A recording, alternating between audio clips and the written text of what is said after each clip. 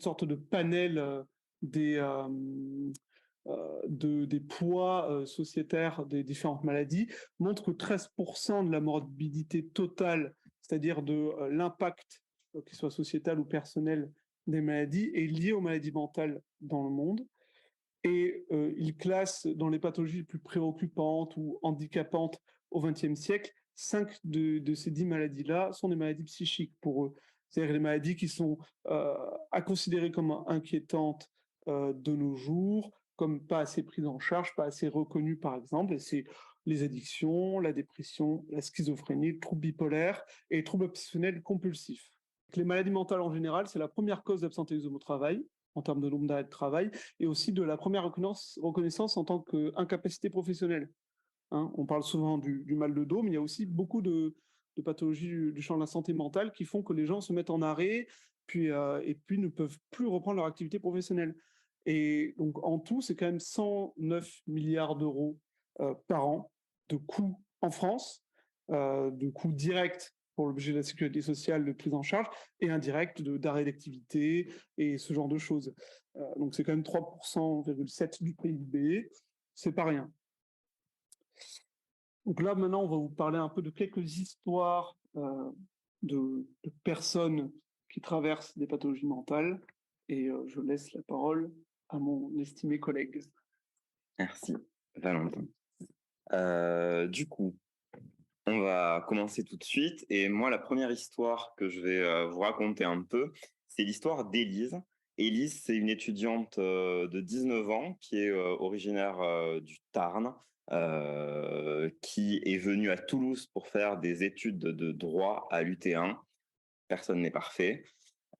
Qui a passé une première année un peu compliquée. Ça a été un peu difficile pour elle de s'éloigner de sa famille, mais finalement, ça n'a pas été si mal. Elle s'est fait un groupe d'amis.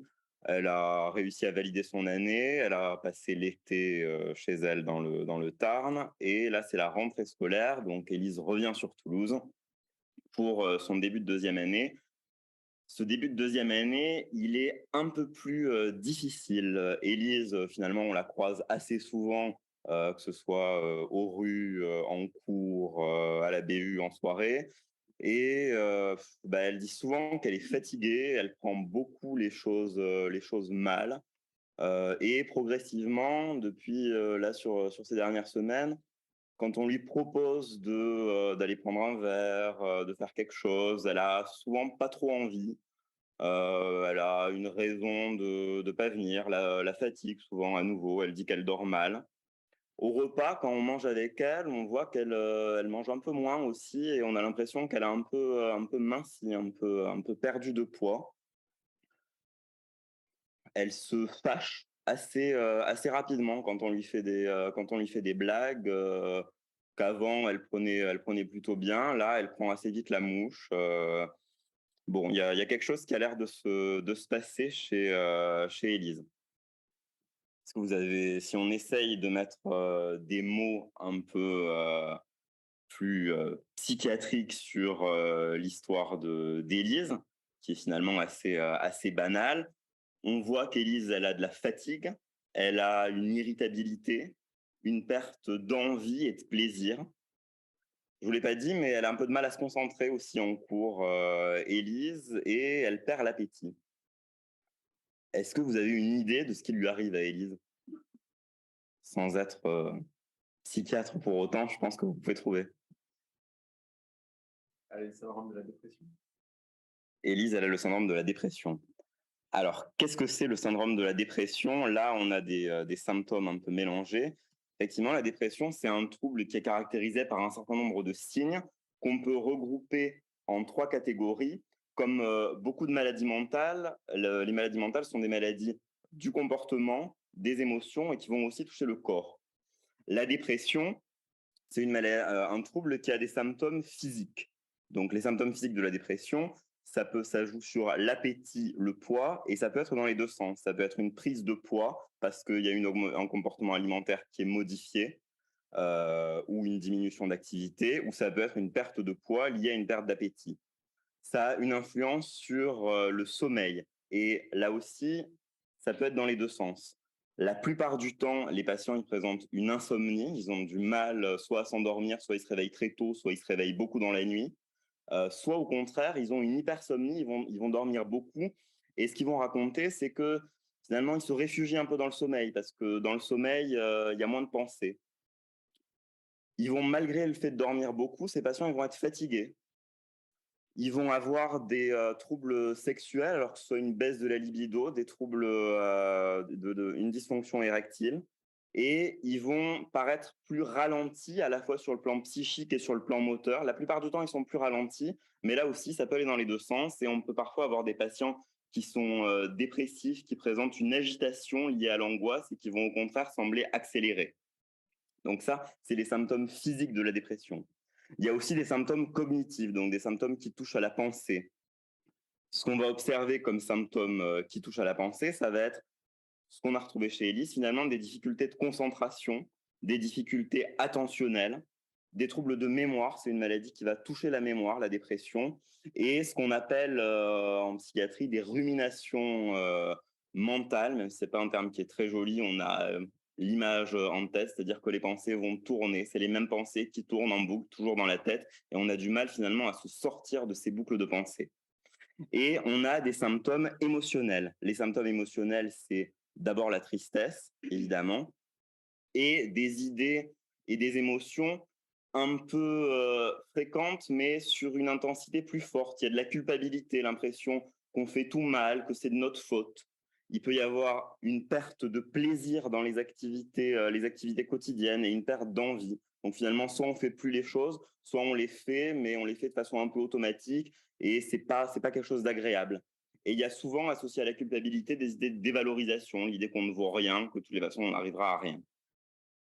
Donc ça, ce sont les symptômes dépressifs. La dépression, Valentin vous l'a dit, c'est un trouble psychique qui est très fréquent. C'est le trouble psychique le plus fréquent. La prévalence, on est effectivement autour de 20%, c'est-à-dire que si on prend 100 personnes, il y en a 16 qui vont dans leur vie présenter un épisode dépressif caractérisé. C'est une pathologie la plupart du temps de adulte jeune, entre 24 et 38 ans pour le début de la pathologie. C'est une pathologie qui touche davantage les femmes que les hommes. On est à 1 sur 2 en termes de sexe ratio. Et c'est une pathologie qui peut être grave, puisque la complication la plus grave, c'est finalement le risque suicidaire. Et on est sur un risque suicidaire qui est augmenté par 20 par rapport à la population générale chez une population dépressive. Et là, vous avez un tableau de Modigliani qui était dépressif.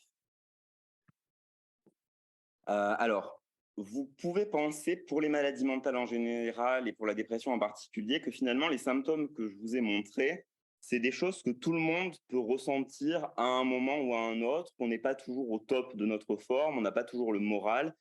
Et vous avez raison, les fluctuations de l'humeur, c'est normal. Ça pose une question qui est très importante en médecine et qui nous questionne beaucoup en psychiatrie, qui est celle d'où on place la frontière entre le normal et le pathologique. Alors là, vous avez ce qu'on appelle un diagramme de l'humeur qui est représenté, c'est-à-dire que vous voyez l'évolution de l'humeur au cours du temps. Et ce que vous voyez, c'est que vous avez une frontière haute et une frontière basse qui sont considérées comme normales. C'est-à-dire que c'est normal en fonction de ce qui nous arrive, en fonction de plein de choses, d'avoir par moment un peu moins le moral et de l'avoir parfois un peu plus. Par contre, il y a certaines situations où on va sortir de ces frontières de la normale, soit vers le haut, et là ce sera la situation de la manie dont on ne va pas parler aujourd'hui, soit vers le bas, où on sera dans la dépression. Alors comment on définit ces frontières? Ça reste assez subjectif, mais on essaye quand même de se fixer des critères un peu clairs. Donc pour la dépression, on a un critère de durée qui est important, et il faut que les symptômes que je vous ai présentés ils durent pendant plus de 2 semaines pour qu'on puisse se poser dans le cadre d'un syndrome dépressif. Et il faut, et c'est sans doute la partie la plus importante, que la situation, elle ait un impact sur le sujet. On parle d'une personne particulière qui a une vie, et finalement, ces symptômes dont on a parlé, ils vont modifier sa vie, ils vont avoir un impact sur certains aspects. Alors que ce soit sur le plan social, on a dit que Élise, elle allait moins voir ses copains, que ce soit sur le plan professionnel, on ne peut plus aller travailler, on ne peut plus réviser ses cours, ou que ce soit dans d'autres domaines, sur le plan sentimental ou autre. Ce qui est vraiment important dans la caractérisation d'une maladie mentale, c'est ça, un impact significatif sur le fonctionnement du sujet. Alors, on va quand même essayer de parler un petit peu de neurosciences, parce que la dépression, c'est une maladie qui est, du fait de sa fréquence, très étudiée depuis un certain nombre de décennies sur le plan neurobiologique. Et ces travaux ont permis d'établir des modèles explicatifs de la physiopathologie de la dépression. Le modèle le plus utilisé aujourd'hui, c'est celui selon lequel la dépression, comme la plupart des maladies mentales, c'est le résultat d'une interaction entre les gènes, une partie innée, et l'environnement, ce qui est acquis.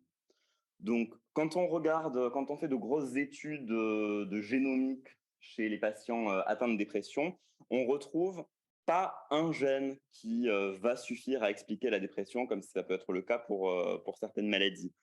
On retrouve une famille de gènes qui peuvent être présents, qui peuvent être absents chez les patients dépressifs et qui peuvent être présents chez des personnes non dépressives.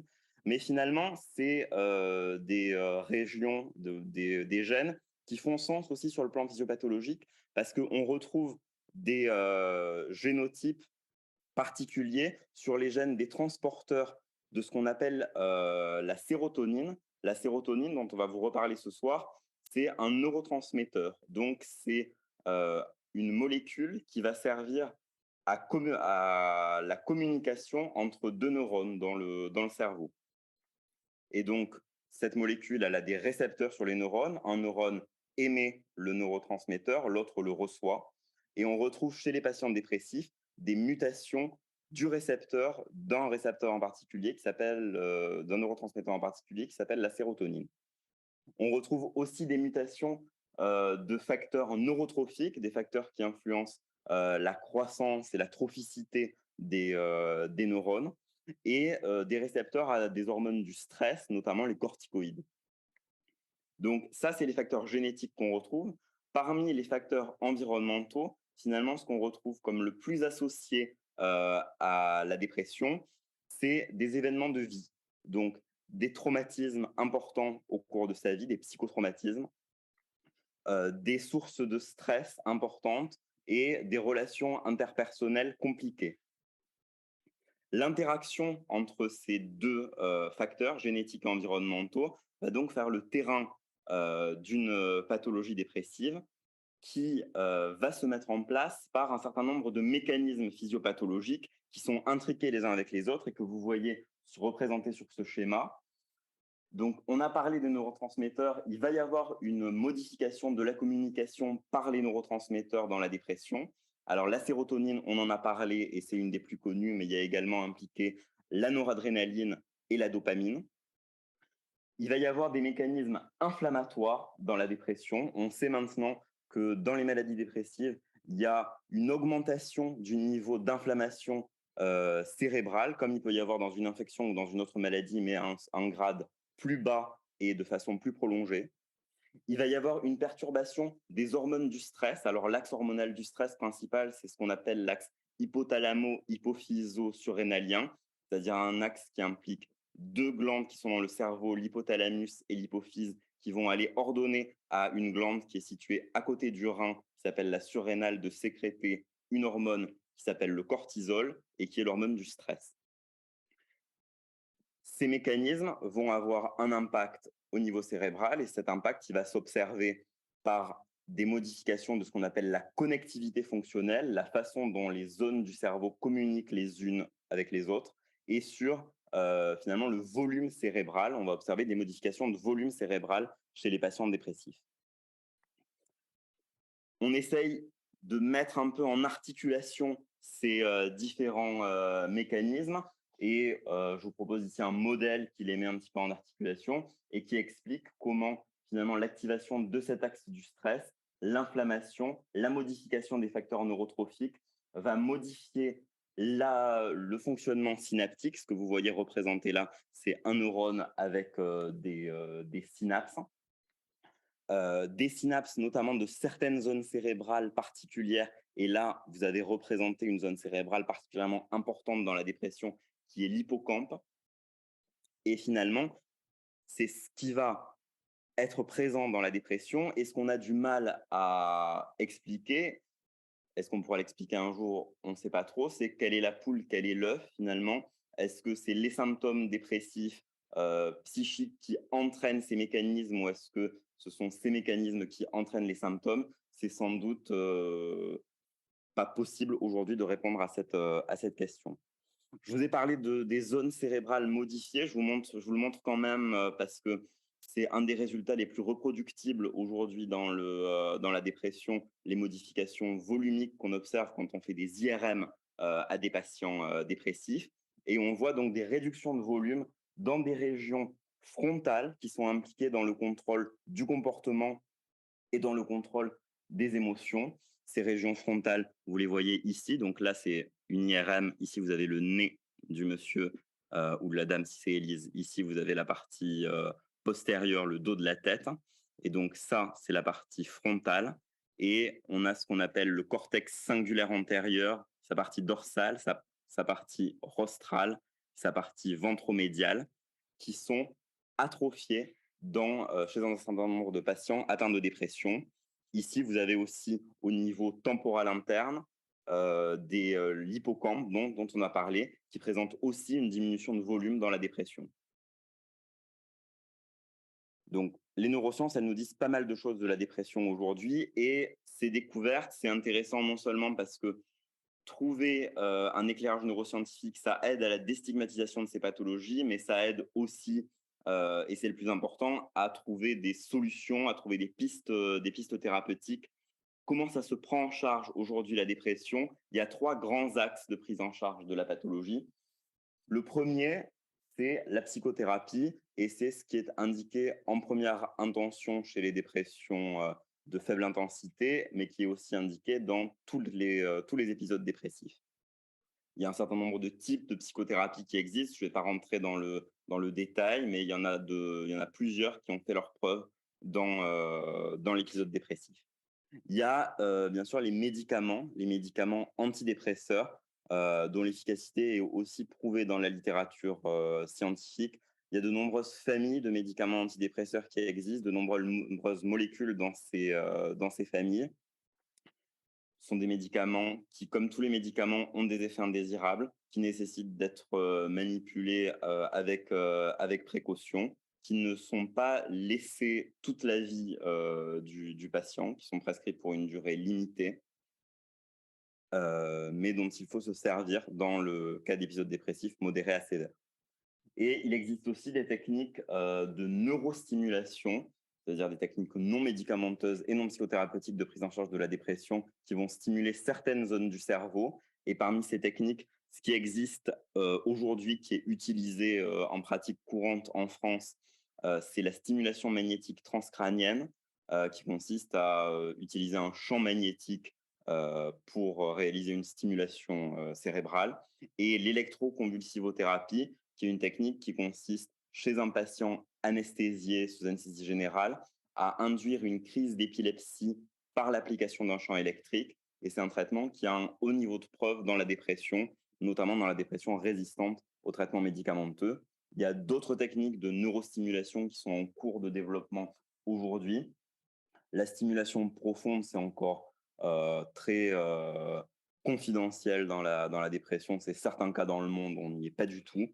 Il s'agit d'implanter des électrodes de façon assez profonde dans le cerveau pour aller stimuler des zones. Ce qui est plus développé aujourd'hui, c'est la stimulation à courant direct, la TDCS, et ce qui se développe aussi, c'est la stimulation du nerf vague. Donc, il y a des traitements pour la prise en charge de la dépression. Malgré ça, sur les études, on constate qu'il y a moins de 50% des patients déprimés qui bénéficient d'une prise en charge correcte. Donc, il y a encore des progrès à faire. Et maintenant, je vais laisser la place à Malena, qui va vous parler de Léo. Merci. Je vais pas mettre le texte tout de suite, sinon ça va vous embrouiller.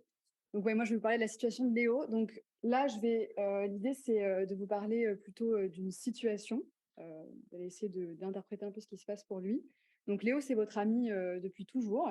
Il a 19 ans aujourd'hui, mais vous le connaissez depuis très longtemps. C'est voilà, quelqu'un que vous connaissez bien, avec qui vous avez de très bonnes relations, qui voilà, sort régulièrement avec vous, qui est à la fac avec vous, qui a le même groupe d'amis et voilà, que vous connaissez bien. Mais là, par contre, depuis 2 semaines, Léo, il se présente plus en cours, il répond plus trop aux messages. Donc forcément, vous commencez un peu à vous inquiéter. Vous avez essayé voilà, d'avoir des interactions avec lui et il n'a pas l'air d'être trop disponible. Donc vous vous dites que vous allez aller chez lui pour voir un peu comment ça se passe. Et en fait, quand vous sonnez à l'interphone, il met vachement de temps à vous ouvrir. À l'interphone, vous sentez qu'il est un peu tendu et puis il n'arrête pas de vous demander si vous êtes accompagné, si vous êtes avec quelqu'un, voilà, si vous êtes toute seule ou tout seul. Vous montez et puis pareil, il ouvre la porte, c'est fastidieux, quoi. Ça met un peu de temps. Il finit par ouvrir la porte, il jette des coups d'œil dans le couloir, vous le sentez vraiment stressé, vraiment pas bien. Et, donc vous rentrez et l'appartement est vraiment insalubre. Lui, il a perdu du poids, il n'est vraiment pas en forme non plus. Et vous lui demandez un petit peu qu'est-ce qui se passe, qu'est-ce qui lui arrive. Et il vous dit qu'en fait, il ne peut plus sortir de chez lui parce que ses voisins sont ligués contre lui, il fait trop de bruit dans l'appartement. Et du coup, il ne peut pas sortir. Donc, il ne fait pas de courses, il ne va pas en cours. Voilà, il a peur qu'on rentre chez lui et voilà, que les voisins s'en prennent à lui. Si vous êtes devant cette situation, à quoi vous pensez? Et d'ailleurs, si vous avez déjà des idées de qu'est-ce que vous pouvez faire pour l'aider, ça peut être intéressant à discuter. Un peu délire paranoïaque qui pourrait sous-tendre une grande schizophrénie. Par exemple, ouais. Est-ce qu'il y a d'autres idées? Ça, c'est le truc, évidemment, classique, mais il y a d'autres possibilités. Même si vraiment, là, c'est un tableau très classique d'entrer dans la schizophrénie, en effet. Mais... pourquoi pas, en effet. Est-ce qu'il y a d'autres idées? Donc, là, je vous ai mis donc, le cas de Léo.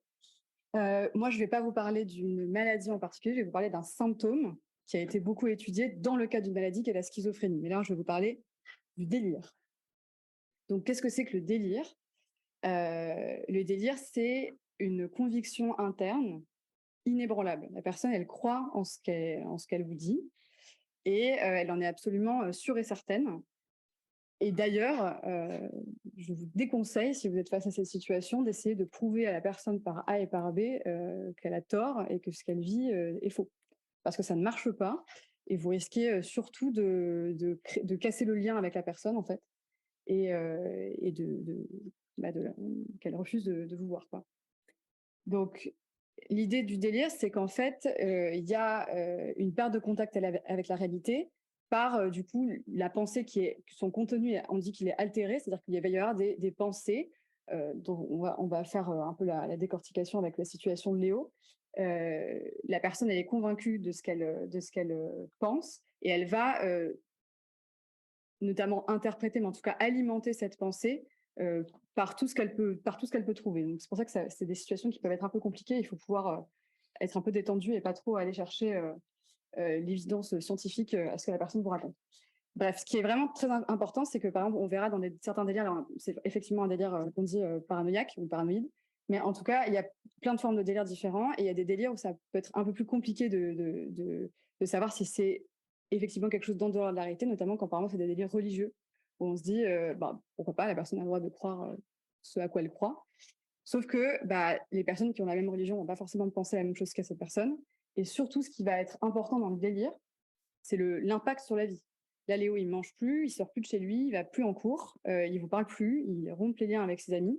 Et en fait, c'est ça je viens de vous en parler tout à l'heure sur la question du pathologique, c'est ça qu'on va définir comme étant pathologique. Quelqu'un qui délire en soi, nous, on en avait pas su, on était comme ça, qui délire 40 ans de leur vie, avec un délire paranoïaque de fond. Alors, ils vont pas fonctionner hyper bien, mais bon, avec un traitement, ça les apaise. Il y en a qui vont garder un petit fond comme ça de délire, mais ils vont pouvoir retourner au travail, avoir une vie amoureuse, etc. Donc, délirer en soi, c'est pas forcément ça le problème, c'est les conséquences que ça peut avoir derrière, et notamment dans la forme que Léo a, qui est très aiguë, c'est-à-dire qu'il avait pas ça au départ, et il a comme ça d'un coup qui arrive, quoi. Voilà. justement, on va caractériser un peu le délire, et ça, je vous le dis parce que c'est important pour la physiopathologie dont je vais vous parler derrière. En fait, les psychiatres, on aime bien, comme on n'a pas trop de substrat pour l'instant, même si on découvre des trucs, mais voilà, on aime bien décortiquer la clinique et essayer de trouver un peu de la logique là-dedans. Donc, un délire, on va essayer de trouver une thématique. Donc là, Léo, il a un délire plutôt de thématique paranoïaque. Il a l'impression qu'on veut l'agresser, que voilà, il est au centre de l'attention de ses voisins. Là, les voisins, ils sont concernés par ces situations pour lui. Mais il y a aussi des délires mystiques, il y a des délires, on dit, de somatiques, c'est-à-dire des gens qui pensent qu'ils ont des maladies ou des choses comme ça. Et puis, il y a peut-être quelque chose que vous connaissez un peu, c'est les délires plutôt mégalomaniaques, avec des idées de grandeur, des choses comme ça. On va définir aussi des mécanismes. Donc, les mécanismes, c'est comment le délire s'installe. Je vous disais tout à l'heure, il y a des personnes, elles vont un peu trouver des raisons à leur délire dans ce qui leur arrive, et donc notamment dans le mécanisme interprétatif. Donc là, on peut imaginer que Léo, il entend les voisins passer dans le couloir, et en fait, il se dit qu'ils viennent pour le voir lui. Donc il interprète des choses de la réalité, mais il les interprète de manière déformée. Et puis à côté de ça, on peut avoir d'autres mécanismes, notamment peut-être, enfin, j'imagine un mécanisme que vous connaissez tous bien, mais vous ne savez pas forcément que c'est un mécanisme, c'est l'hallucination. Donc, c'est une perception sans objet. On va entendre des voix, voir des choses qui n'existent pas. Et ça aussi, à partir de ce mécanisme-là, on va construire un délire et une thématique particulière. Après, voilà, il y a d'autres mécanismes qui existent. Et puis après, encore une fois, pour la question de la gravité et de l'impact, ce qui va nous intéresser en psychiatrie, ça va être la participation affective, c'est-à-dire est-ce que la personne, ça l'émeut de ce qui lui arrive ou est-ce qu'elle s'en fout? Parce que y en a, ils vont être très délirants, mais en fait, ils s'en foutent complètement. D'autres, ça va vraiment les prendre au tripes et ça va être très compliqué, très douloureux. Donc, il peut y avoir de la colère, de la tristesse, il peut y avoir des idées suicidaires, il peut y avoir de l'agressivité envers les autres. Donc ça, c'est quelque chose qu'on va vraiment essayer d'évaluer en psychiatrie. Ne serait-ce que déjà que pour soulager la souffrance de la personne et puis éventuellement prévenir des passages à l'acte auto ou hétéroagressifs. Et puis, on va s'intéresser un peu à comment le délire il se construit autour de la personne. Est-ce qu'il délire sur un secteur, donc est-ce que c'est juste sur ses voisins, ou est-ce qu'il va délirer sur ses parents, sur sa fac, sur plein de choses différentes. Est-ce que ce délire, il est crédible? Dans le cas de Léo, on peut dire que ça quand même, on n'y croit pas trop, mais on pourrait y croire. Pourquoi pas? Il y a des gens qui ont des problèmes de voisinage, ça existe, ça peut aller très loin. Voilà. Par contre, il y a des personnes qui vont raconter des choses, vraiment, on n'y croit pas du tout. Et donc là, c'est pas du tout systématisé. Et puis enfin, est-ce que la personne adhère ou pas à son délire? Est-ce qu'elle est 100% convaincue, ce qui est quand même la forme classique, quand on rentre dans ces épisodes très aigus, ou est-ce qu'on n'est pas trop sûr? Et voilà, souvent au début, ça va être des petites choses qui se passent, ils n'arrivent pas trop à comprendre, ils essaient de rationaliser, mais ils émettent des doutes, et puis au fur et à mesure, ça va s'installer jusqu'à vraiment y croire complètement. Et puis nous, le but, c'est d'infléchir la tendance et d'instaurer un peu de doute là-dedans et de dire peut-être que c'est pas tout à fait le vécu est véridique, mais peut-être qu'il y a une lecture différente des choses. Donc là, je vous ai mis pour Léo rapidement. Donc je vous ai mis en gras un peu ce qui nous intéresse en tant que psychiatre face à quelqu'un qui est comme ça et qui peut vous intéresser, vous, en tant qu'aidant aussi, pour voir un petit peu comment vous pouvez l'aider. Léo, il est replié chez lui, il refuse les contacts. Donc ça, c'est quelque chose qui va être très important, de maintenir le lien avec ces personnes à tout prix, en fait. Vraiment essayer sans être persécutant, évidemment, mais en tout cas, il faut quand même essayer de maintenir un lien avec eux. On a donc le délire paranoïaque où il demande si on est accompagné, il veut pas trop qu'on monte, et il regarde dans les couloirs, et il ferme la porte à double tour, il a peur, etc. Et puis la participation affective qui est vraiment manifeste puisqu'il sort pas de chez lui, il est tendu, voilà, on sent qu'il se sent vraiment pas bien. Donc je vous ai dit que j'allais vous parler d'un symptôme plus que vraiment d'une maladie, même si on va aborder quand même la question de la schizophrénie. 90% des schizophrènes vont expérimenter des phénomènes délirants dans leur maladie. Mais on peut voir le délire dans d'autres pathologies. Donc, dans la dépression, dont on a déjà parlé, dans une forme de dépression très sévère, les personnes peuvent avoir l'impression, par exemple, que leurs organes ne marchent plus ou qu'elles sont damnées pour l'éternité et qu'elles ne pourront jamais mourir. Voilà, donc c'est des personnes qui souffrent énormément de ça. On a évidemment dans les troubles de l'humeur, donc la dépression, mais aussi les troubles bipolaires. Classiquement, quand ils font des entrées dans la maladie assez délirantes, les troubles bipolaires dans des épisodes maniaques, ils vont être mégalos. Donc, ils vont avoir l'impression qu'ils ont une mission pour la vie, pour la planète, et puis avoir les conséquences que ça a derrière, de se mettre en danger, de faire des choses qu'on ne ferait pas d'habitude, etc.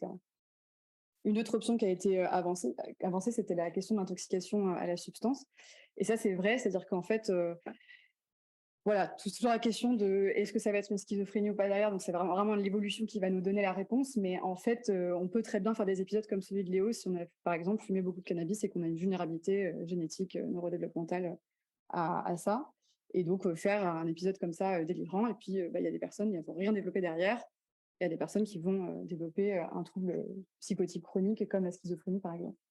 Et puis après, il y a d'autres affections médicales qui peuvent causer des délires. Il n'y a pas que les gens schizophrènes et les gens qui ont des troubles psychiatriques ou qui s'intoxiquent aux substances qui délirent. Il y a aussi votre grand-père ou votre grand-mère qui fait une rétention aiguë d'urine, une infection, voilà, et qui va se mettre à délirer. Il y a les pathologies neurodégénératives, donc classiquement la maladie à corps de Lévy, il peut y avoir des hallucinations, des choses comme ça. Alzheimer dans un stade très avancé, il peut y avoir des délires aussi. Et puis après, les encéphalites auto-immunes, c'est des maladies qui sont assez intéressantes parce que c'est des maladies auto-immunes, mais qui vont se déclarer par une symptomatologie psychiatrique qui après vont évoluer plus vers quelque chose de neurologique, mais en tout cas au départ, c'est des patients qui peuvent arriver en psychiatrie parce qu'on pense qu'ils sont en train d'entrer dans la schizophrénie. Donc le délire en soi, c'est un symptôme plus qu'une maladie. C'est vraiment les conséquences du délire qui vont nous alerter et faire en sorte qu'on va essayer d'aider la personne. Et puis c'est pas forcément la schizophrénie. N'empêche que, comme 90% des sujets schizophrènes délirent à un moment, et que c'est là-dessus qu'on voit majoritairement le délire, c'est là-dessus que ça a été majoritairement étudié, avec du coup une hypothèse qui a vraiment dominé la littérature scientifique sur la schizophrénie et sur le délire et les hallucinations dans la schizophrénie, à savoir la théorie dite dopaminergique. Donc initialement, c'était l'idée qu'il y avait un excès de dopamine dans le cerveau, de manière un peu floue comme ça. Et cette idée, en fait, elle provenait du fait que c'était des patients qu'on traitait par des antagonistes dopaminergiques. Ces traitements-là, ils vont contrer, ils vont aller se fixer en poste synaptique sur les récepteurs dopaminergiques et empêcher l'action de la dopamine. Et donc, le raisonnement, c'est de dire, il y a trop de dopamine et nous, on bloque, on traite et les personnes vont mieux après et arrêtent de délirer. En fait, c'est un petit peu plus complexe que ça et en plus, c'est un peu faux quand même. C'est-à-dire que la dopamine, il y a probablement un rôle quand même dans la schizophrénie, mais sur des axes particuliers. Et notamment, on dit que c'est une hyperactivité dopaminergique dans la voie mésolimbique qui est responsable des symptômes dans la schizophrénie de délire et d'hallucination. Et en fait, dans la schizophrénie, pareil, je ne vais pas rentrer dans tous les détails parce que sinon on passerait des heures, mais il y a beaucoup d'autres symptômes. Et en fait, le délire, ce n'est pas du tout le symptôme le plus handicapant dans la vie, je veux dire, sur une vie entière dans la schizophrénie. Ça va être l'ensemble des autres symptômes de la schizophrénie, à savoir les symptômes de désorganisation, le syndrome négatif et les troubles cognitifs. Et ça, ils sont expliqués en partie par des déficits en dopamine dans d'autres circuits. Donc, vous voyez, au niveau des voies mésocorticales et puis la voie nigrostriée qui va expliquer aussi les effets indésirables de nos traitements. Donc, il y a quand même des preuves de l'implication de la dopamine dans la schizophrénie, et notamment dans les symptômes positifs, à savoir le délire et l'association. Mais voilà, on sait aujourd'hui que, par exemple, on a une implication d'autres neurotransmetteurs. On sait par exemple que des drogues qui libèrent la sérotonine vont aussi provoquer des délires, qu'il y a sûrement une implication aussi d'autres neurotransmetteurs, encore une fois, avec le glutamate, le GABA, qui pourraient aussi être impliqués dans les mécanismes de délire. Donc voilà, encore une fois, comme c'est transnosographique et que c'est pas du tout lié que à la schizophrénie, le délire, en fait, il y a plein de portes d'entrée pour essayer de comprendre d'où vient le délire. Je vous ai mis ici un petit peu, encore une fois, dans le spectre de la schizophrénie, qu'est-ce qui peut expliquer les phénomènes hallucinatoires. On a tout, je pense, l'idée du schizophrène qui entend des voix. Bon. C'est vraiment l'hallucination la plus fréquente dans la schizophrénie, mais encore une fois, on peut entendre des voix quand on a des troubles de la personnalité, quand on a des troubles de type stress post-traumatique. Enfin voilà, c'est pas encore une fois l'hallucination, c'est pas du tout que la schizophrénie, mais en tout cas ça a été étudié chez ces populations-là. On a retrouvé des altérations au niveau structurel dans les imageries cérébrales des patients schizophrènes qui avaient des hallucinations acoustico-verbales, donc qui entendaient des voix encore une fois. Donc c'est globalement les régions du traitement auditif et production du langage qui sont touchées, et également des anomalies fonctionnelles. Donc là aussi, il y a beaucoup de débats et la littérature se disputent un peu, et probablement que c'est un peu tout ça qui est lié, à la fois l'activité cérébrale de repos qui est majorée dans les structures qui traitent le signal auditif, que ce soit les structures primaires ou les structures secondaires associatives, et puis aussi les structures de production du langage, auraient déjà une activité de repos anormale et qui ensuite auraient des connectivités anormales chez ces patients schizophrènes. Et puis, il y a aussi l'idée que chez les patients schizophrènes, en fait, il y a un bruit de fond qui est un peu toujours activé avec le DMN qui est suractivé en état de base et qui s'éteint pas au moment où on passe à l'action. Donc, un système un petit peu inversé chez les patients schizophrènes. Et après, là, c'est vraiment la question de... Vous voyez, c'est vraiment... On a fait un peu... j'ai un peu tiré le truc sur l'hallucination, mais je vous ai dit, la schizophrénie, c'est pas du tout que le délire. Le délire, c'est pas du tout que les hallucinations, donc c'est un truc très spécifique, mais en fait, on a été obsédé par ça dans la recherche sur la schizophrénie, donc il y a de la littérature là-dessus. Mais après, encore une fois, les hallucinations, c'est pas la seule manière de délirer. Nous, ce qu'on voit beaucoup en pratique clinique, c'est les patients qui ont des délires d'interprétation, voire qui ont l'impression d'être contrôlés par des forces extérieures. Donc, c'est pas la même chose qu'une hallucination, quoi. C'est encore autre chose. Et donc là, bon, je suis désolée pour cette diapo qui est très moche, mais c'est un article qui est un peu ensemble et que j'ai trouvé intéressant, qui fait un beau croisement, je trouve, entre les neurosciences et puis la phénoménologie. Donc, les patients, ils décrivent à la fois qu'ils perdent le contrôle de leur mouvement et en même temps que ce mouvement, ils l'attribuent à quelqu'un d'autre. Donc, c'est deux mécanismes un petit peu différents. Ils pensent que leurs mouvements, ils n'arrivent pas à les contrôler en eux-mêmes parce qu'ils ne vont pas faire la différence entre un mouvement qu'eux initient et un mouvement qu'on leur imposerait. Déjà, de base, leur activité cérébrale, elle fait pas la différence. Normalement, vous, quand vous initiez un mouvement, quand vous initiez un mouvement, vous avez un retour sensoriel sur ce mouvement, et quand c'est le vôtre, ça va être atténué au niveau cérébral pour dire que c'est le vôtre. Et quand c'est quelqu'un qui vous l'impose, par contre, là, ça s'active autrement. Et chez ces patients-là, il n'y a pas de différence, en fait. Ils ne font pas la différence entre un mouvement qui leur est imposé et un mouvement qui est le leur. Ils ne vont pas aussi capter quand il y a des distorsions qui leur sont imposées. Il y a des expériences qui ont été faites chez les schizophrènes comme ça, et les schizophrènes avec ces délires de contrôle.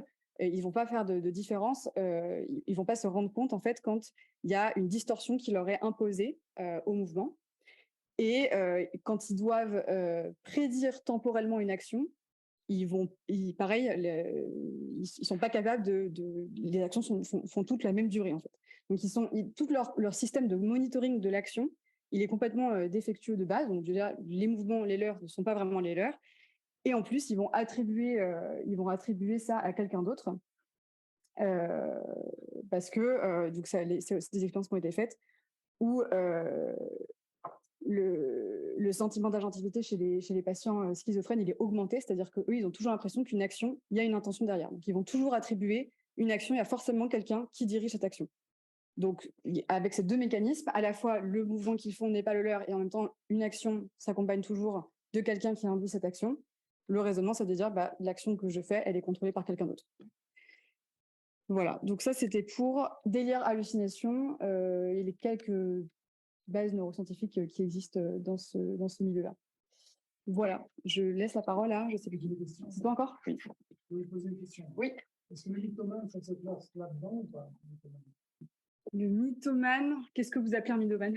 Pour rencontrer une personne, il faut faire une existence, c'est-à-dire avoir un cadre contexte. Mais il était cohérent avec lui. Il fait du bateau avec lui pendant 4-5 jours. Il n'a pas dévié. Mais en fait, il y a plein de... Enfin, ça peut être expliqué par plein de choses différentes. Mais... ce qu'on disait tout à l'heure, c'est que le délire, c'est la conviction inébranlable. Est-ce que cette personne croit à ce qu'elle dit?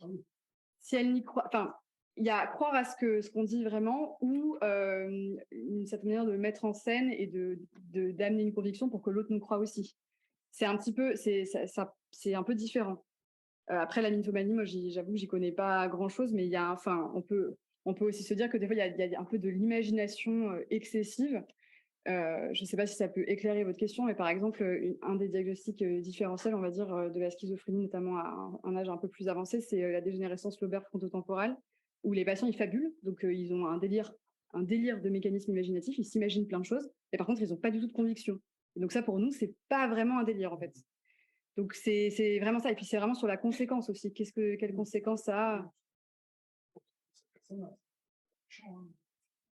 Voilà, après, voilà, oui, mais Après, c'est pas un terme qui est utilisé en fait dans les classifications en psychiatrie. La mythomanie, c'est pas un trouble mental. Donc, s'il se passe quelque chose qui ressemble à ce qu'on appelle de la mythomanie, nous, on va sans doute y mettre un mot différent de celui-là.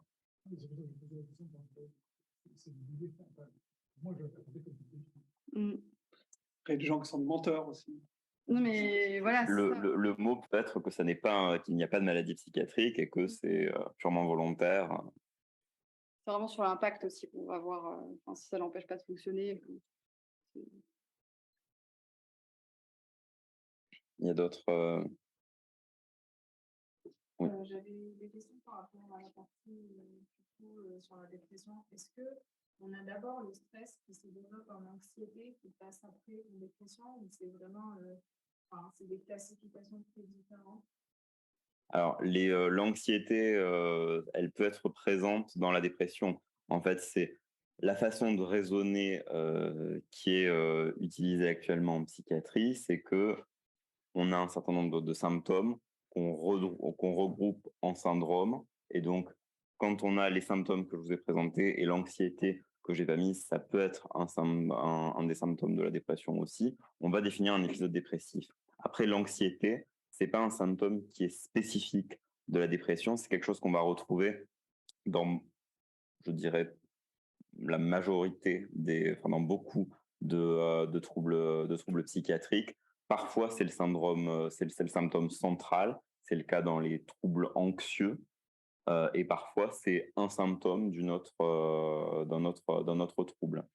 Après, donc c'est pas, on raisonne pas, si tu veux, en quelle est l'émotion qui est à l'origine du trouble.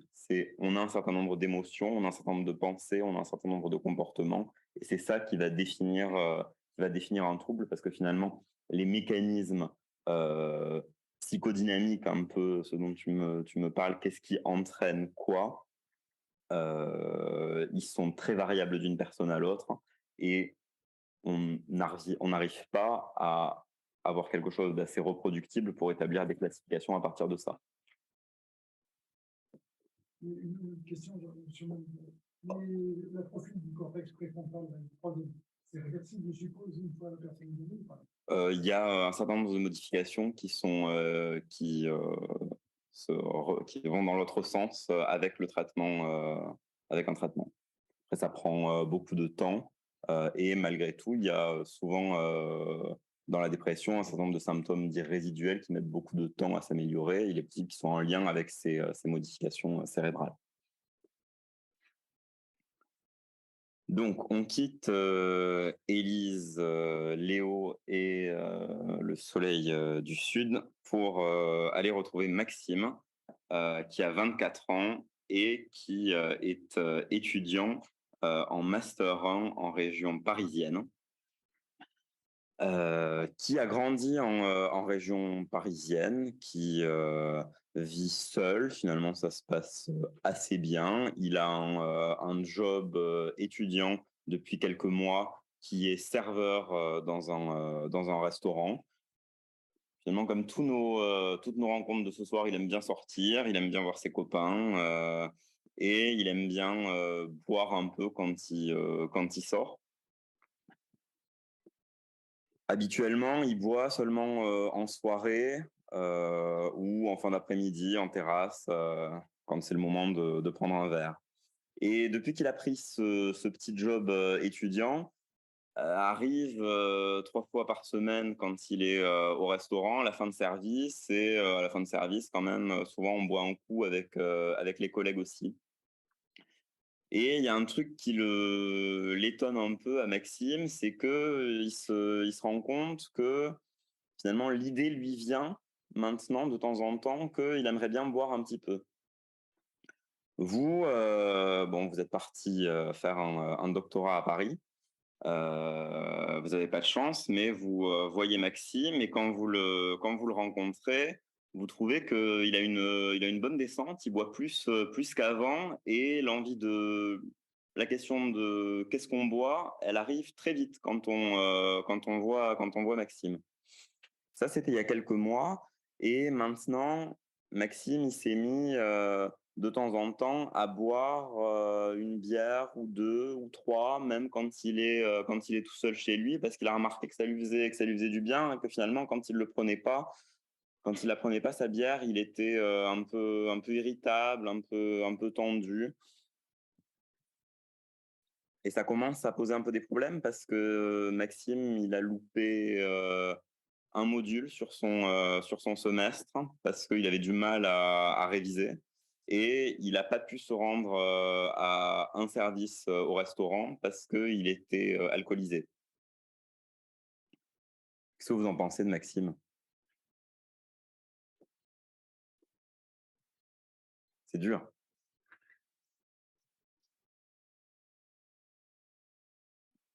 Quelqu'un peut dire le mot. Excellent. Maxime a un trouble de l'usage d'alcool.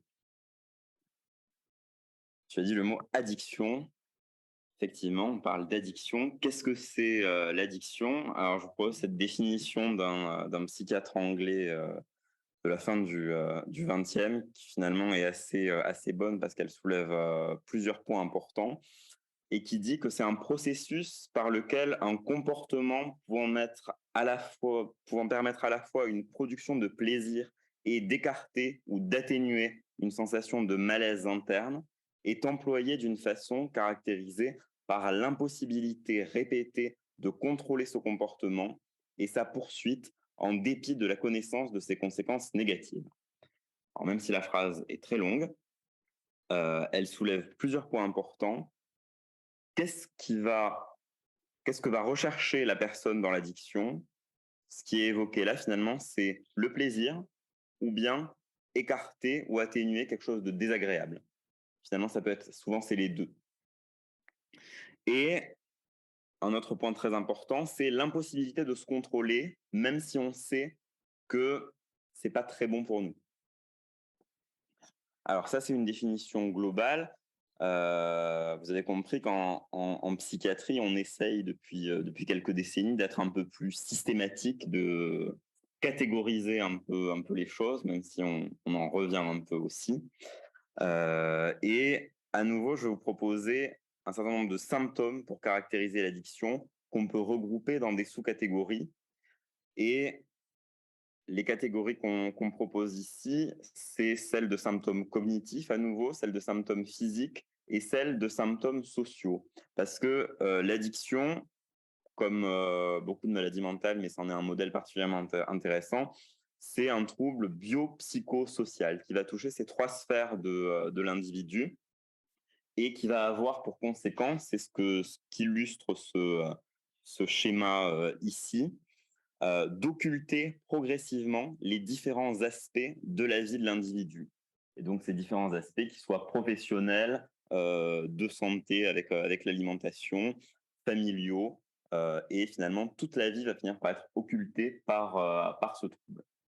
Donc si on revient sur les symptômes de l'addiction, parmi les symptômes cognitifs, les pensées, un des symptômes les plus importants dans l'addiction, c'est ce qu'on appelle le craving. Je ne sais pas si vous savez ce que c'est le craving. Tu peux. Le craving, c'est un terme qui désigne une envie extrême d'assouvir un comportement qui est source de plaisir. Ce comportement, ça peut être une consommation de substances ou juste un comportement parce qu'il existe beaucoup d'addictions sans substance. Donc, on a ce craving, donc ces envies irrépressibles d'assouvir le comportement, l'impression d'une perte de contrôle de ses pensées, c'est-à-dire que les pensées vont être centrées sur le comportement ou sur le produit, on n'arrive plus à se détacher de ça, à penser à autre chose alors qu'on voudrait.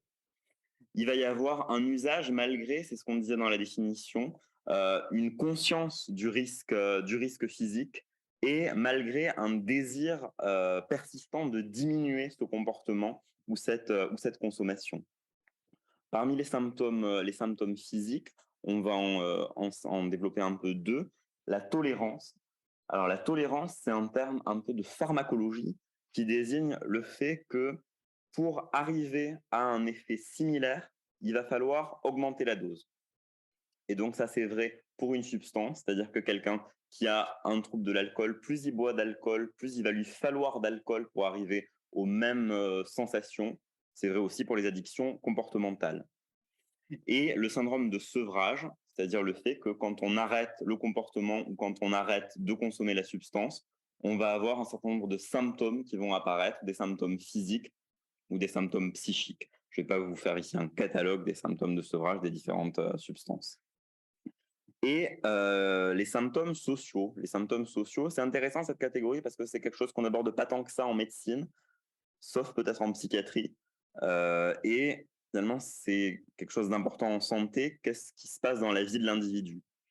Et ce qui va être caractéristique de l'addiction, c'est le temps consacré à la recherche ou à la consommation de la substance, temps qui va donc diminuer les activités consacrées à autre chose.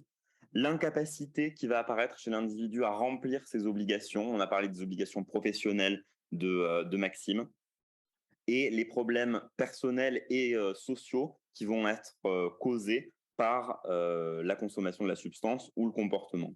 Donc ça, ce sont les critères qui sont définis dans la classification. Et ce qui suffit à définir le trouble, c'est la présence de 2 de ces critères pendant plus d'1 an. Alors, je vous mets quelques chiffres quand même sur 3 des addictions les plus courantes. Le tabac, c'est 1/3 de la population en France aujourd'hui. C'est la première cause de mortalité évitable dans le monde, donc c'est quand même important. Et c'est impliqué en France dans 1 décès sur 10. L'alcool, 10% de la population qui a une consommation quotidienne d'alcool et 25% de mortalité, des causes de mortalité chez la plupart d'entre vous. Je vous souhaite tous d'aller bien. Scientologie ou... Que ce soit lié à une cause aiguë, c'est-à-dire de l'accidentologie ou une pathologie aiguë liée à l'alcool, une atteinte hépatique aiguë ou de l'accidentologie. Et le cannabis, on est à 3% de la population qui a un trouble de l'usage de cannabis et on est à 1/5 des consultations dans les centres d'addictologie qui sont en lien avec un trouble de l'usage de cannabis. Alors finalement, avec ces trois substances que vous avez peut-être déjà consommées, il y a une question que vous devez peut-être vous poser, c'est moi, est-ce que c'est normal ou est-ce que c'est pas normal la façon dont je consomme? Parce que c'est un peu compliqué en addictologie. On peut consommer certaines substances sans avoir vraiment une addiction. Et donc, on définit différents types de comportements que vous voyez illustrés sur cette pyramide. Alors, en bas, il y a le non-usage. Il y a ce qu'on appelle l'usage à moindre risque, qui en France n'est en fait défini que pour l'alcool et qui correspond à une consommation d'alcool qui est inférieure au seuil recommandé, les seuils recommandés de consommation d'alcool. Qu'est-ce que vous diriez? 2 verres maximum par jour et pas plus On n'est pas loin. Il y a d'autres idées? Ce qui est écrit, c'est moins de 10 unités d'alcool par semaine et effectivement moins de 2 unités d'alcool, enfin pas plus de 2 unités d'alcool par jour et plusieurs jours sans consommation par semaine. Et donc ça, c'est ce qui définit l'usage dit à moindre risque d'alcool. Au-delà de ça, on passe à un usage à risque quand on est à davantage d'alcool ou sur une autre substance que l'alcool. J'exclus le tabac, ce qui est significatif. Au-delà, l'usage à risque, donc on a une consommation d'une substance autre que l'alcool ou le tabac, une consommation d'alcool importante ou une autre substance, et on n'a pas de conséquences encore sur la santé, sur la santé physique, psychique ou sociale de l'individu. L'usage nocif, on est au stade où on a des conséquences. Et le syndrome de dépendance, on est dans une situation où le sujet présente les symptômes que je vous ai présentés qui définissent le syndrome de dépendance. Alors, quand on essaye de comprendre qu'est-ce qui fait finalement le terreau des addictions, quelle est la physiopathologie des addictions, on revient un peu au même modèle que je vous ai présenté pour la dépression, le modèle d'une interaction gène-environnement, sauf que cette fois, on rajoute un troisième membre à l'histoire, qui est le produit. On dit souvent que l'addiction, c'est la rencontre d'une personne et d'une substance. C'est un peu ce que dit cette diapo. Donc, au niveau de l'individu, on va avoir des facteurs génétiques. Là aussi, on va être un petit peu sur les mêmes facteurs génétiques que dans la dépression. Comme facteurs environnementaux, on va avoir à nouveau les traumatismes, ce qui se sera passé au début de notre vie, qui peut être important. La présence de comorbidités, ce qu'on appelle une comorbidité, c'est un autre trouble psychiatrique ou non psychiatrique. Et finalement, le profil du produit qui va venir répondre à quelque chose chez l'individu, c'est ce que disait la définition à laquelle je reviens encore de tout à l'heure. Parfois, la consommation va masquer une situation désagréable. Si on essaye de mettre un petit peu de neurosciences là-dedans, il faut parler d'un monsieur qui s'appelle Holt, qui était un scientifique qui a fait un peu des misères à des souris qui lui ont permis de découvrir ce qu'on appelle le circuit de la récompense. Ce qu'il leur a fait à ces souris, c'est qu'il leur mettait une stimulation électrique cérébrale qu'elles pouvaient contrôler elles-mêmes. Exactement. Elles appuient dessus. Et finalement, il s'est rendu compte que quand il stimulait une certaine partie du cerveau, les souris, elles se stimulaient elles-mêmes parce qu'elles trouvaient cette stimulation agréable. Et à partir de cette étude, il a défini ce circuit qui est le circuit de la récompense, qui implique notamment les régions cérébrales que vous voyez sur la diapositive, donc l'aire tegmentale ventrale, le thalamus, le noyau accumbens et des régions corticales. Alors, à nouveau, on est en frontal, en préfrontal, des régions corticales préfrontales. Ce système de la récompense, il est très important de façon physiologique pour la survie de l'individu et de l'espèce, parce que finalement, il va renforcer des choses dont on a besoin, se nourrir, se reproduire, et il va permettre la survie. Et la consommation de substances ou un comportement addictogène, ils vont aussi emprunter cette voie et ils vont finalement dérégler ces mécanismes de circuit de la récompense. Comment ils vont les dérégler? Parce qu'ils vont induire, pour la plupart d'entre eux, des libérations de neurotransmetteurs et d'un neurotransmetteur qui a été particulièrement étudié, dont Malena vous a déjà parlé, qui est la dopamine. Et donc, la plupart des substances addictogènes vont provoquer une libération de dopamine en se fixant sur certaines aires cérébrales. Alors, il y a des spécificités entre les substances. Certaines vont se fixer à une zone, d'autres à d'autres. Il va y avoir des modulations d'autres neurotransmetteurs que la dopamine. C'est ce que vous voyez sur ce schéma. Il peut y avoir de la neurotransmission glutamatergique, de la neurotransmission opioïde, de la neurotransmission GABA. Mais finalement, ce qu'on a le plus étudié, c'est la transmission dopaminergique. Et vous voyez dans ce tableau l'intensité de l'augmentation de libération de dopaminergique associée aux substances addictogènes. Et donc, les amphétamines, on est à 700%, la cocaïne entre 200 et 500%, l'alcool entre 25 et 50%, et l'héroïne, on est sur d'autres mécanismes, puisqu'on va agir sur les récepteurs opioïdes avec l'héroïne davantage. Donc, finalement, avec ce circuit de la récompense et en ayant connaissance de ces modifications de libération de dopaminergique, on comprend un petit peu comment la consommation va dérégler le fonctionnement cérébral. La conséquence de cette libération de dopamine, on la voit ici, c'est que le cerveau va essayer d'équilibrer un petit peu les choses, parce que le cerveau, il n'aime pas qu'on déséquilibre la communication de ses neurotransmetteurs. Donc, quand il va se rendre compte qu'il y a une augmentation de dopamine globale, ce qu'il va faire, c'est qu'il va rentrer les récepteurs dopaminergiques pour diminuer la transmission dopaminergique. Et ce que vous voyez sur cette figure, c'est une expérience au cours de laquelle on marque les récepteurs dopaminergiques au niveau tegmental.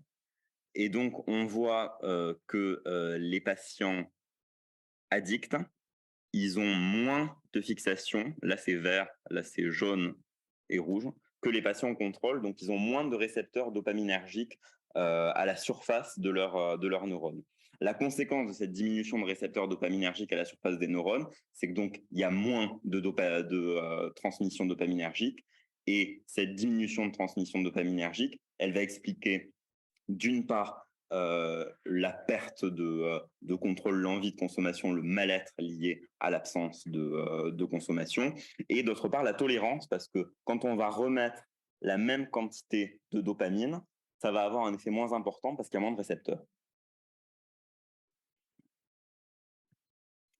Donc ça nous illustrait un peu la tolérance et dans une certaine mesure la perte de contrôle. La perte de contrôle, on la comprend aussi quand on regarde le fonctionnement cérébral des personnes atteintes d'addiction, et on aime beaucoup les aires préfrontales en psychiatrie.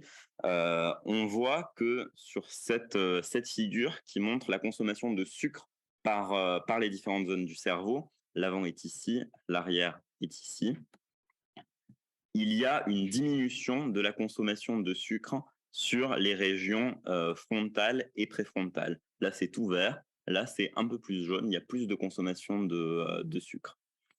Le modèle qui est développé, le modèle de compréhension qui est développé à partir de ça, c'est que finalement, les aires préfrontales, elles fonctionnent moins bien chez les patients qui présentent une addiction, et ce dysfonctionnement des structures frontales, il va expliquer la perte de contrôle, parce que le lobe frontal, vous savez, quand on dit que quelqu'un dans le langage courant est frontal, c'est qu'il a une perte de contrôle. Et effectivement, c'est pas si faux. Le lobe frontal, il aide à la régulation de nos comportements. Et donc, ce que vous voyez illustré sur ce schéma, c'est que chez une personne normale, il va y avoir une articulation entre la récompense, la motivation, la mémoire et le contrôle cortical. Chez le patient addict, ce contrôle cortical, finalement, il n'agit plus. Là, on a perdu le contrôle cortical et on va avoir une action qui est qui bénéficie de moins de contrôle. Et si on essaye d'illustrer ça de façon plus simple, le fonctionnement du cerveau, c'est une balance entre un fonctionnement qu'on appelle limbique excitateur, qui est celui de la motivation, de la motivation, des émotions, et un fonctionnement préfrontal inhibiteur qui nous aide à contrôler nos comportements. Chez le patient addict, la balance, elle va pencher du côté excitateur, et au contraire, on va avoir une diminution du fonctionnement inhibiteur du fait des modifications aminergiques et moléculaires qui sont résumées ici.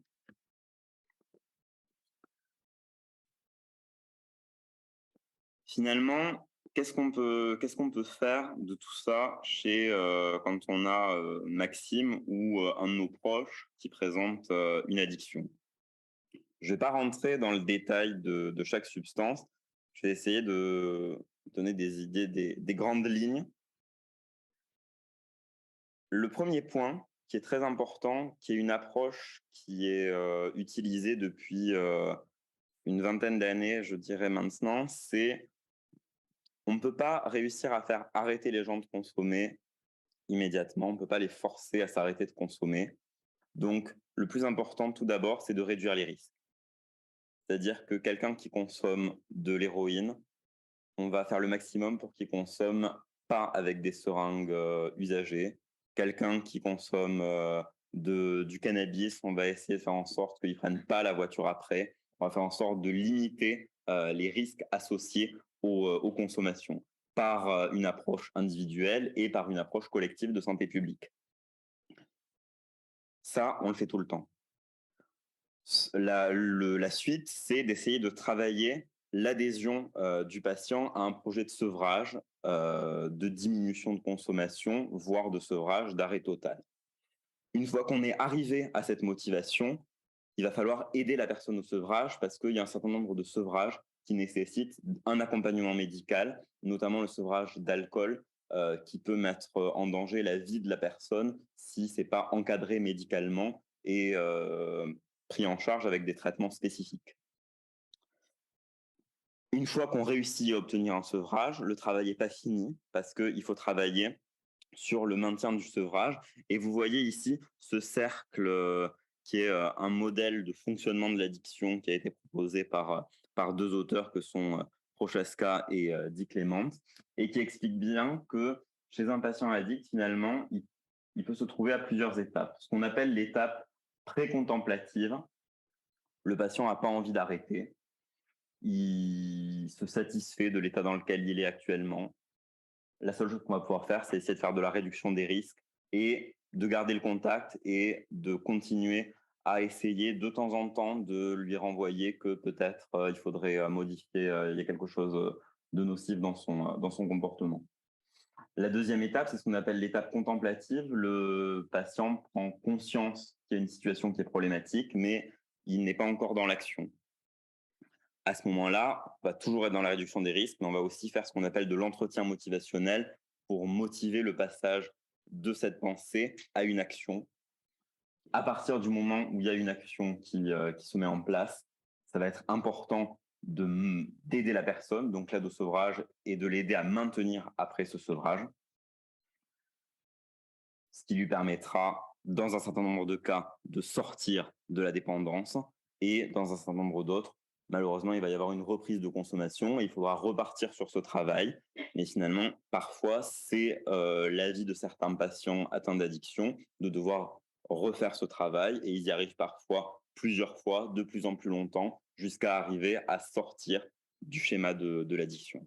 Ce qui est très important, en plus, en parallèle de ces 4 axes que je vous présente, c'est la prise en charge des comorbidités, c'est-à-dire chercher pourquoi, quel terrain a rencontré la substance et est-ce qu'on peut agir sur ce terrain. Si on a une personne qui est déprimée, on va traiter la dépression. Si on a une personne qui consomme parce que ça soulage des symptômes psychotiques, des symptômes délirants, on va traiter les symptômes délirants. Si ça soulage des symptômes de stress post-traumatique ou des symptômes anxieux, on va les traiter aussi. Et on va donc laisser ici Maxime et je vais vous laisser Valentin pour la suite. Sauf si vous avez des questions Sauf si vous avez des questions.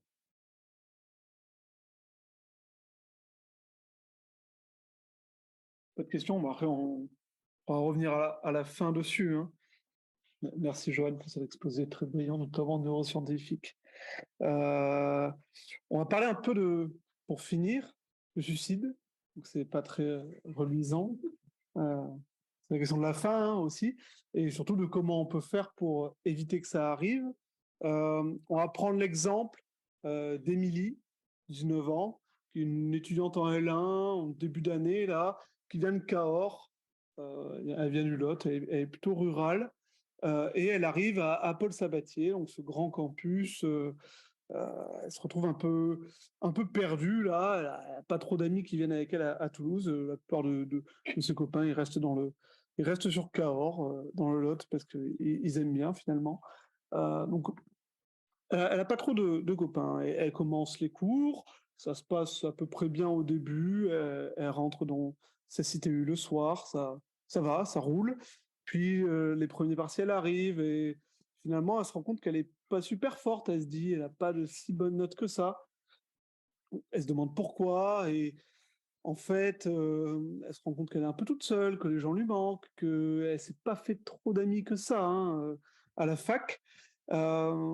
Et c'est difficile, elle a des mauvaises notes, donc c'est un peu plus difficile de se motiver à y aller. Elle commence à pas trop aller en cours.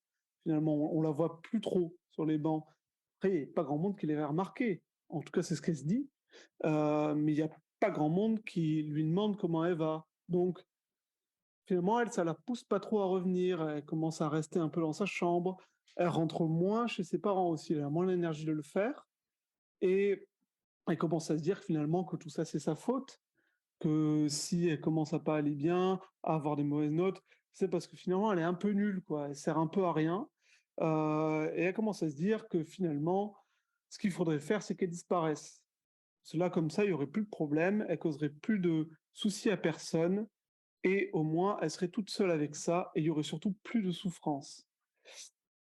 L'histoire d'Émilie, c'est l'histoire de comment on fait finalement pour comment ça se passe pour que des idées suicidaires se développent. Et pourquoi cette histoire-là, c'est dire que ça peut arriver à tout le monde. C'est pas forcément une maladie. Ça arrive pas forcément parce qu'on est déprimé. Alors ça arrive plus aux gens déprimés, mais il y a des gens qui sont dans une situation compliquée et où on se retrouve rapidement dans une impasse. C'est ça l'histoire de la suicidologie en général. C'est que les solutions pour aller mieux, les solutions pour avancer, disparaissent les unes après les autres, en tout cas selon notre point de vue, et on ne sait plus comment faire pour s'en sortir. Donc c'est ça la question finalement, est-ce que c'est une maladie ou pas? Pour certains, c'en est une, ou en tout cas ça vient dans le cadre d'une maladie. Ça vient notamment souvent, plus de 90% des gens, dans le cadre d'une maladie mentale, que ce soit des addictions, ou principalement un épisode dépressif, ou globalement beaucoup de maladies mentales, les troubles anxieux, la schizophrénie dont on a parlé tout à l'heure. Globalement, c'est toutes les maladies qui vont faire que on n'a plus de solution pour arrêter de souffrir que la mort. C'est 90% des gens qui se suicident qui ont une maladie mentale sur le moment, mais quand on se rend compte, il n'y en a que 25% qui sont suivis à peu près. La plupart du temps, ils n'en ont pas parlé, ou bien ils n'ont pas trop adhéré à un suivi à quelqu'un. La question du suicide, c'est la trajectoire de quelqu'un, donc, hein, dont on a parlé. C'est pas forcément la maladie, c'est la question d'une histoire personnelle. Mais c'est assez fréquent, parce que c'est un problème de santé publique aujourd'hui, et on parlera de chiffres tout à l'heure.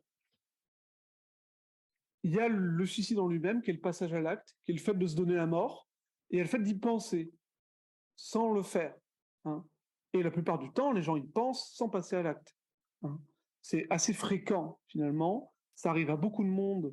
On verra les chiffres après, mais ça arrive à beaucoup de monde d'y penser dans sa vie, sans forcément passer à l'acte. Parce que c'est tout un processus. Ça intervient dans un moment de crise, dans un moment où on n'a pas trop de solutions, et où on est finalement arrivé au bout de nos ressources. On va parler un peu de chiffres. Dans le monde, c'est un peu moins de 800 000 morts par an, par suicide. Mais il y a beaucoup plus de tentatives que de suicides réels, de suicides aboutis. Il y a à peu près 20 tentatives de suicide pour un suicide abouti. On ne dit pas réussi, mais un suicide qui a été effectif. Les idées suicidaires, c'est 10% des gens dans une vie, tout de même. Donc ça arrive à pas mal de monde et pas forcément dans le champ de la maladie mentale. C'est principalement un comportement qui nous concerne nous. En tout cas, la plupart des personnes qu'on voit à la fac, c'est 18-34 ans. Donc c'est l'adulte jeune, principalement. En majorité des hommes. Et c'était beaucoup plus fréquent avant. Parce que finalement, dans les 30 à 40 dernières années, il y a une diminution importante du taux de suicide dans le monde entier, notamment dans les pays d'Asie mineure, en Chine, en France également. Cette baisse, elle est due à un meilleur soin en santé mentale, finalement, mais également une meilleure réduction des risques. On se rapproche un peu de l'addiction dont on parlait avec Johan tout à l'heure, c'est-à-dire par exemple, il y a beaucoup de suicides par ingestion de pesticides. Ça, c'est classique. C'est pas trop classique en France, mais c'est classique en Asie, par exemple, ou en Europe de l'Est, parce que c'est des produits qui sont facilement accessibles. Depuis quelques dizaines d'années, les industries qui produisent les pesticides les ont rendus moins toxiques, dans l'ingestion orale en tout cas. C'est-à-dire qu'on les vomit plus. et donc on ne les garde pas dans notre tube digestif. Après, cette baisse-là, c'est assez global, mais pas partout, parce qu'il y a des pays qui n'ont pas eu une diminution de leur taux de suicide, mais plutôt une augmentation, notamment les États-Unis, et ça vient dans le contexte de difficultés financières importantes, de la crise financière du début des années 2000, mais aussi du coup de la consommation de drogue en augmentation, notamment d'héroïne et d'opioïdes. En France, plutôt, parce que là, ici, on est en France, donc on va parler de nous, c'est 200 000 tentatives de suicide par an. Les tentatives de suicide, c'est principalement des femmes, parce que les hommes parlent moins de leurs problèmes de santé mentale, vont moins voir des professionnels, et quand ils ont des idées suicidaires, ils vont utiliser des moyens de passer à l'acte beaucoup plus dangereux, beaucoup plus létaux, beaucoup plus se pendre, par exemple. Alors que les femmes utilisent plus de médicaments qui sont, ou de tentatives de se phlébotomiser, de se couper les veines, qui sont des moyens moins dangereux.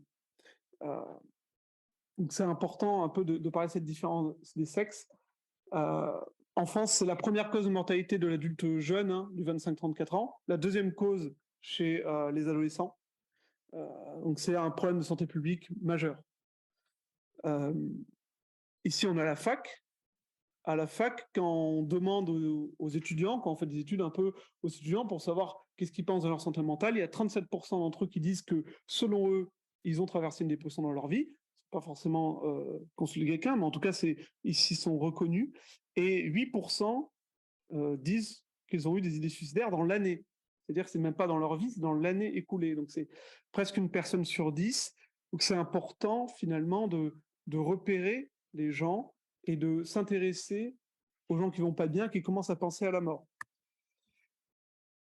Il y a toute une modélisation du suicide en général, parce que ça intervient pas n'importe quand. On a dit ça intervient quand on est dans l'impasse, quand on n'a pas trop de solutions.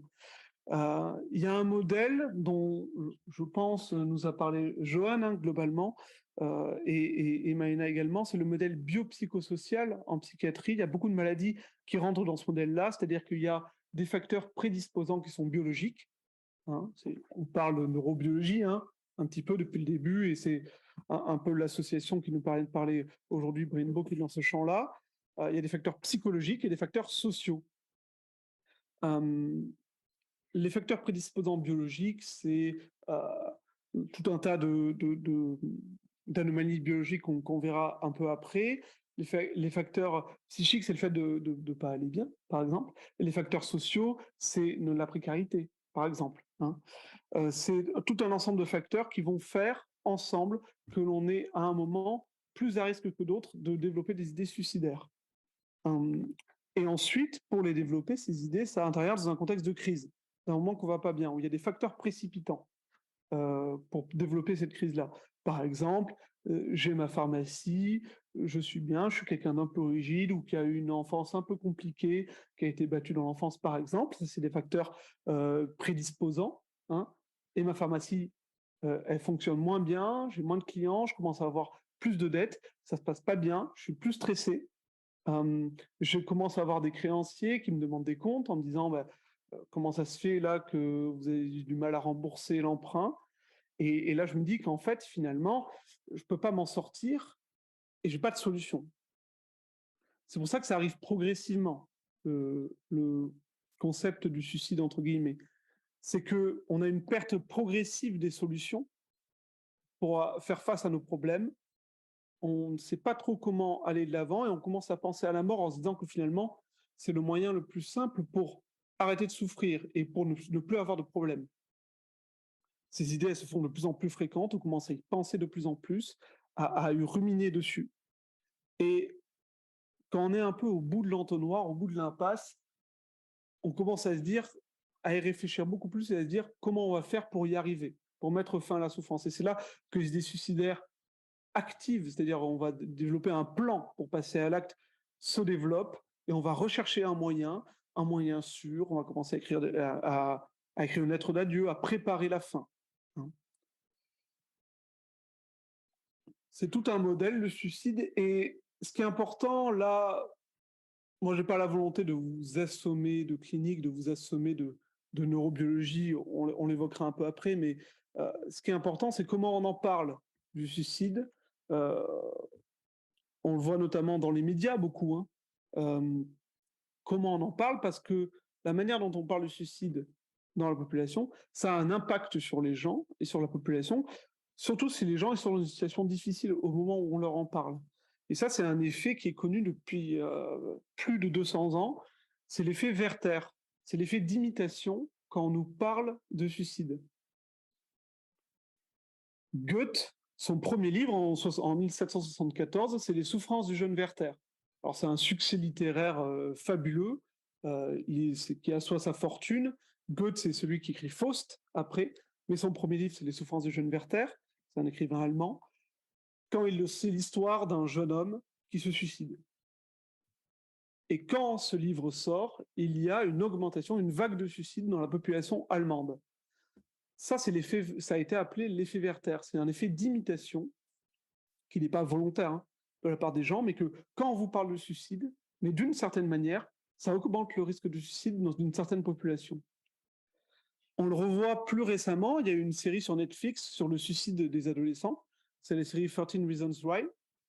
Quand elle est sortie, en 2018, c'était par là, déjà il y a des gens qui sont professionnels de santé mentale qui ont dit « Attention, cette série elle est dangereuse vis-à-vis du risque suicidaire de la population, parce qu'elle montre les choses d'un certain angle qui fait que il y a des personnes que ça peut pousser à passer à l'acte. » Ce risque-là, c'est l'effet Werther en lui-même, c'est de montrer le suicide avec un certain sensationnalisme, en le romantisant, en finalement l'excusant, en disant ah ben, vous comprenez, c'est parce que cette personne a vraiment vécu des choses difficiles, donc vraiment, en fait, c'est normal qu'elle ait fait ça.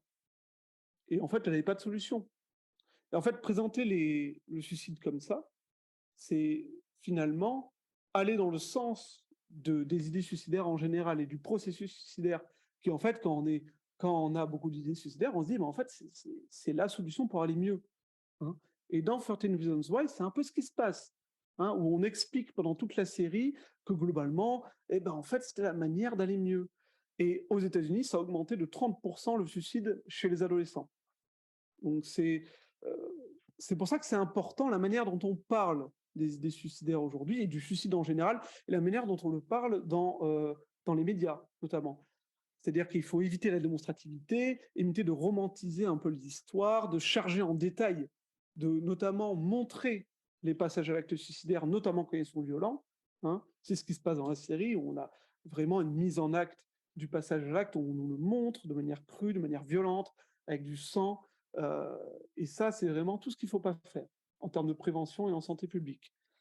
Et ça, c'est assez connu, c'est comment on communique bien sur le suicide pour diminuer le risque. C'est l'effet Papageno, qui est l'effet inverse de l'effet Werther, qui est l'effet de comment on va bien parler en santé publique et dans la médiatisation en général, du suicide en général, pour faire que ça amène les gens qui sont en difficulté à aller voir quelqu'un, à consulter ou à juste en parler à leur entourage.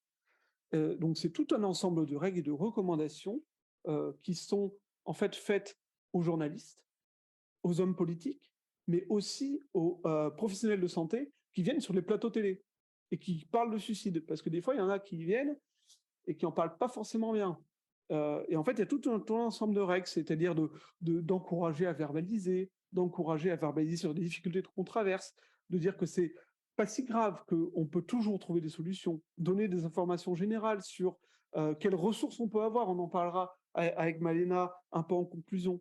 Et surtout, ne pas héroïser ce qui s'est passé, ou de faire du sensationnalisme, hein, ou en faisant des films qui soient très graphiques, par exemple.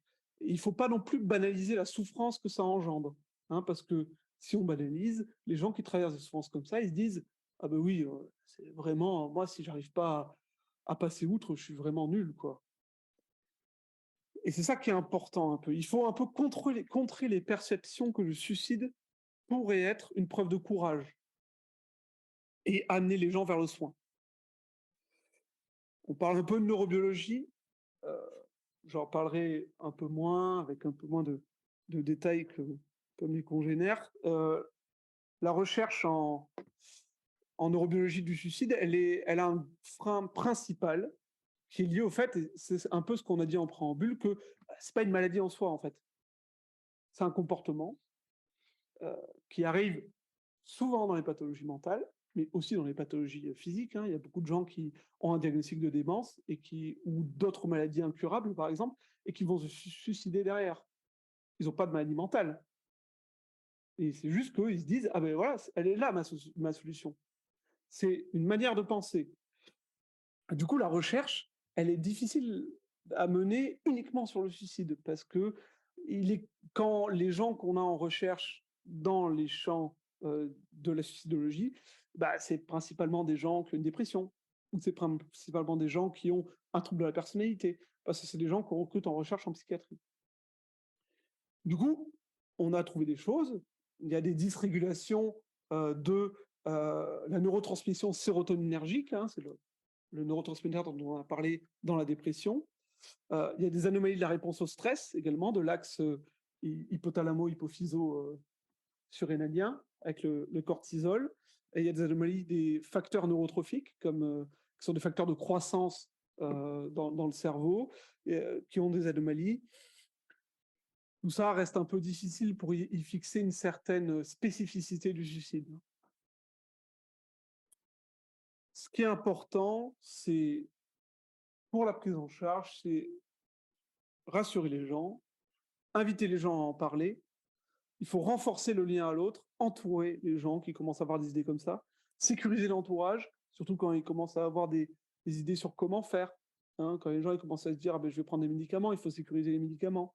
Par exemple, il ne faut pas hésiter à les consulter. Il y a de nombreux outils qui existent, il y a de plus en plus de hotlines qui existent. En France, il y a notamment récemment une hotline qui est ouverte, qui est le 3114, qui est un numéro de téléphone qu'on peut appeler à n'importe quel moment et qui nous met en lien avec des professionnels de la santé mentale pour parler et pour commencer à faire un lien avec quelqu'un. Parce que ce qui est compliqué dans le suicide, c'est l'isolement. Et il faut s'ouvrir aux autres et permettre aux gens qui traversent des difficultés comme ça de s'ouvrir aux autres pour réussir à les aider. Où est-ce que vous pouvez dire à vos amis d'aller et où est-ce que vous pouvez aller si ça ne va pas. Il y a quand même vraiment l'idée, parce que en ce moment, il y a une médiatisation, il y a une discussion en plus actuelle sur le suicide assisté et tout ça. Il y a quand même l'idée, en tout cas dans les pathologies que nous, on a l'habitude de voir en psychiatrie, où il y a des phases où ça ne va pas et puis des phases où ça va mieux. Donc c'est un peu toujours sous-tendu par ça, c'est qu'il y a un moment de crise où ça ne va pas, où on a des idées suicidaires, où on a envie de passer à l'acte. Et on a quand même l'idée que par les soins et notamment en luttant contre l'isolement social aussi, ça va aller mieux. Donc c'est vraiment vers ça qu'on tend. Donc pour vous les étudiants, il y a une structure que j'espère que vous connaissez qui s'appelle le SIMS. Est-ce que vous connaissez ou pas? Oui. Donc c'est une structure alors qui n'est pas uniquement psychiatrique, en fait c'est pluridisciplinaire. Il y a des médecins généralistes, il y a je crois qu'il y a même des gynécos. Il y a des tabacologues, des psychiatres, des psychologues, des infirmiers, et c'est une structure où vous êtes d'abord reçu par les infirmiers, et ensuite ils vous orientent en fonction. Et voilà. Et c'est une structure de prévention et aussi de soins. Vous n'avez pas de médecin généraliste, vous pouvez aller là-bas. C'est évidemment gratuit. Et il y a toute une partie psychologique, psychiatrique, pareil, gratuite.